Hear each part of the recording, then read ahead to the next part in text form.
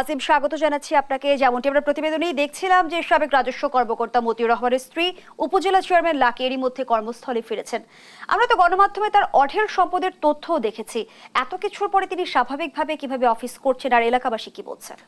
আসলে একটি ব্যাপার কিন্তু এখন বলা চলে যে তার যে তার পরিবার কিন্তু মতিউরের স্ত্রী সন্তান সবাই কিন্তু তাকে প্রত্যাখ্যান করছে এবং সেই প্রত্যাখ্যানের খবরটিও কিন্তু আজকেই আমরা পেয়েছি এবং সেটি নিয়েও কিন্তু আজকে আলোচনা সমালোচনা চলছে। এই মুহূর্তে তার স্ত্রীর যে কর্মজীবনে ফেরা সেটি কিন্তু একটা জিনিসই প্রমাণ করছে যে তার স্বামীকে তারা পরিবার থেকেই আসলে বয়কট করেছেন। এর আগে কিন্তু দেশবাসী তাকে বয়কট করেছে, দেশবাসী সমালোচনা করেছে, এই মুহূর্তে তার পরিবার তাকে নিয়ে সমালোচনা করছে।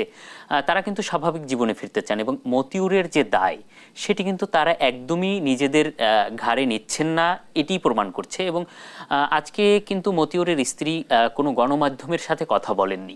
তিনি যদি গণমাধ্যমের সাথে কথা বলেন এবং বলা চলে যেহেতু আজকে তিনি কর্মজীবনে ফিরেছেন, হয়তোবা কালকে তিনি গণমাধ্যমের সাথে কথা বলবেন, বিষয়টি আরও স্পষ্ট হবে। তবে এই মুহূর্তে যে ইঙ্গিত দিচ্ছে সেটি কিন্তু বলা চলছে যে তাকে কিন্তু পরিবার থেকে বয়কট করছেন। কিন্তু আজিম, এই যে আপনি বলছিলেন মতিউরকে তার পরিবার বয়কট করেছে, কিন্তু মতিউরের দুর্নীতির সুবিধাভোগী তো সরাসরি নিশ্চয়ই তার পরিবার। শুধু বয়কট করে কি তারা দায় মুক্তি পেতে পারে?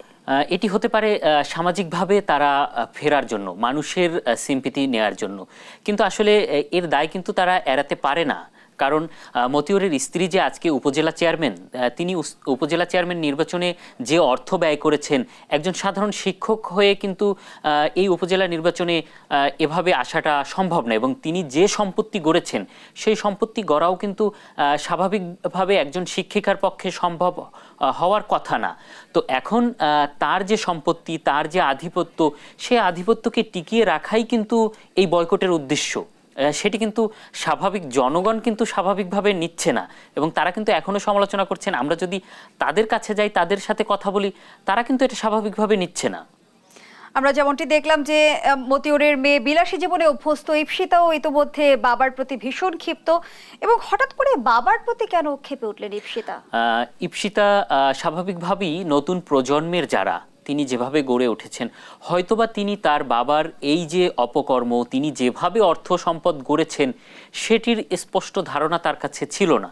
সেই জায়গা থেকে যখন এই আলোচনা সমালোচনা সামনে এসেছে এবং তার যে দ্বিতীয় স্ত্রী সেটিও কিন্তু অনেকটা পরিবারের কাছে গোপন ছিল এবং তিনি কিন্তু প্রথমে সেটি অস্বীকার করেছেন এবং সেই অস্বীকার করার জায়গা থেকে তিনি কিন্তু তার আজকে যে অডিও ক্লিপস সেখানে কিন্তু বলেছেন যে বাবা দ্বিতীয় বিয়ে করেছেন বা তার যে আরেকটা ছেলে আছে এটি একটি প্রতারণা এবং বাবা আমাদের সাথে প্রতারণা করেছেন, এটি তিনি কখনোই ক্ষমা করবেন না। এই জায়গা থেকে বলা চলে তাকে খুব ক্ষুব্ধ করেছে।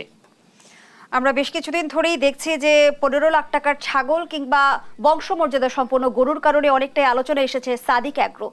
এবার দেখলাম যে জমি দখলের বিষয়টি বেরিয়ে এলো। কাদের ছত্রছায়া এতদিন জমি দখলে রাখতে পেরেছিল তারা? অ্যাগ্রো যে আজকে সাদেক অ্যাগ্রোটি যেটি উচ্ছেদ হলো, সেই অ্যাগ্রোর যে জমিতে তারা এতদিন তাদের কার্যক্রম করেছে সেটি কিন্তু সিটি কর্পোরেশনের একটি খাল। সেই খাল উচ্ছেদে আজকে তাদের এত আয়োজন, তাহলে এর আগে কি ছিল? এর আগে আমরা দেখেছি যে সিটি কর্পোরেশনের মেয়রের সাথে তার কিন্তু ঘনিষ্ঠতা এবং বিভিন্ন প্রোগ্রাম, বিভিন্ন জায়গায় তার কিন্তু আমরা খুব ঘনিষ্ঠ ছবিও আমরা দেখেছি।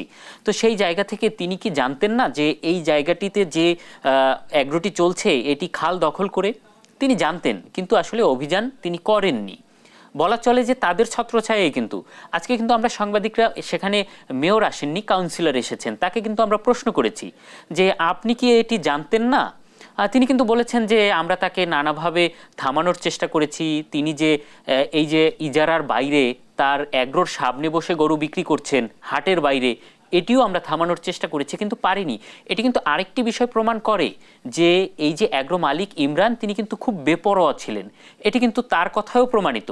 তবে হ্যাঁ, এই যে তিনি যেই জায়গাটিতে অ্যাগ্রোটি পরিচালনা করছেন এটির মাধ্যমে কিন্তু প্রমাণ করে যে তার ছত্রছায়ায় উপরে অনেক লোকজন রয়েছে যাদের নাম এখনো আসেনি। আজকে হয়তোবা সিটি কর্পোরেশনকে আমরা বলছি যে আপনাদের আজকে অভিযান করছেন, এর আগে কেন করেননি? সেক্ষেত্রে তাদের ছত্রছায়া বলা চলে এবং সেটা আমাদের কাছে স্পষ্ট। এর বাইরেও কিন্তু এই যে হঠাৎ করে একটি অ্যাগ্রোর এতগুলো শাখা, সেই পশুগুলো কোথা থেকে আসে, যেই নিষিদ্ধ পশুগুলো সারা দেশে লালন পালন এবং প্রজনন বন্ধ, সেখানে তারা প্রজনন করছে বছরের পর বছর, ওপেন ঘোষণা দিয়ে খুব বড় করে তারা বিক্রি করছেন। এবং সেটিকে আমরা দেখেছি যে প্রাণী সম্পদ মেলায়ও কিন্তু তিনি নিয়ে এসেছেন। সেটি কিভাবে প্রাণী সম্পদ মেলায় স্থান পায়? এবং আজিম বার্মা যেমনটি দেখেছে, মিথ্যাচার এবং জালিয়াতির মাধ্যমে কিন্তু তিনি ক্রেতাদের পকেট পর্যন্ত কেটেছেন। হ্যাঁ, তিনি যে 15 লাখ টাকার ছাগল, যেটি আসলে সারা দেশে এত কিছুর জন্মদাতা, সেই ছাগলটির কথাই যদি আমি বলি, সেই ছাগলটি কিন্তু ইমরান উনি প্রথমে দাবি করেছেন যে এই ছাগলটি দেশের বাইরে থেকে আনা। পরবর্তীতে কিন্তু তার আরেকটি ভিডিওতে দেখা গেছে তিনি বলছেন যে এই ছাগলটি যশোর থেকে আনা।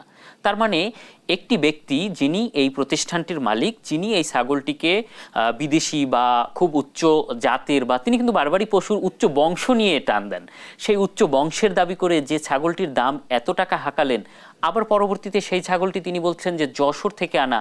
তার মানে এখানে কিন্তু একটি প্রতারণা। তিনি যে শুধু ছাগল কাণ্ডে এরকমের মিথ্যার আশ্রয় নেন তা কিন্তু না, বলা চলে তিনি যে গরুটির কোটি টাকা দাম হাঁকিয়েছেন সেটিতেও কিন্তু প্রতারণা রয়েছে। এবং তার যে খামার, তার খামারে কিন্তু আমরা দেখেছি যে বিভিন্ন ধরনের পশু, উট, দুম্বা, এই উটগুলো আসলে কত টাকায় বাংলাদেশে ঢুকছে, কত টাকায় সে বিক্রি করছে।